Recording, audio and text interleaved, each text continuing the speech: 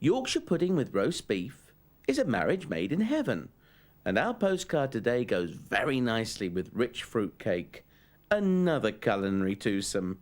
It's from Wensleydale cheese. The whole cheesy shebang has now moved to Wensleydale. I promise you some Wensleydale because it does seem next to cheddar to be one of the most famous named cheeses. Phil Jones. Hello, how are you doing? All right? I'm very well. My friend Freddie Truman, the cricketer, you've heard of him? Yeah, I have, yeah.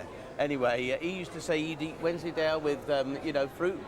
Yeah, that's Yorkshire tradition, really, is to eat Wensleydale with apples, fresh fruit, apple pie, fruit cake. Big tradition up in Yorkshire. And that's why, really, it lends itself well to mixing with natural fruits such as cranberries, which is one of our best sellers at the moment. Why has Wensleydale become such a name in cheese? Well, really, when the factory closed in May 1992, there was a big public outcry because they were losing the only Wensleydale creamery, the Wensleydale cheese actually made in Wensleydale.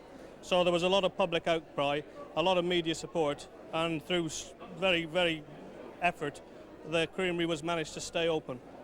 Through that 6 months then, people were missing a cheese. So when it came back again, then Wensleydale was ever more in people's minds.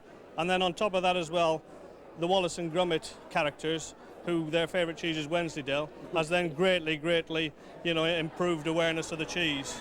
That's lovely with the cranberries, really good. It is very, very good, and that is doing very, very well indeed. That's a light one, that's a yellow one. What we've developed there, we tried to go back in time to produce cheeses that people used to have and used to like. So I'd like to say cheeses like my granddad would have liked. So that's a proper cheese matured in a cloth, which then you get your proper rind in, and there you're looking for a more full-flavoured, cheesy flavour.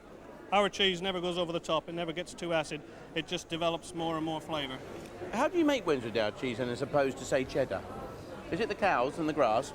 Cows and grass very important, obviously, because we are in Wensleydale. The cows are eating Wensleydale grass off the limestone pastures, so that's very important. We also now collect our milk direct of 43 farmers in the area, so we can guarantee it's Wensleydale milk. They're all within a 12-mile radius.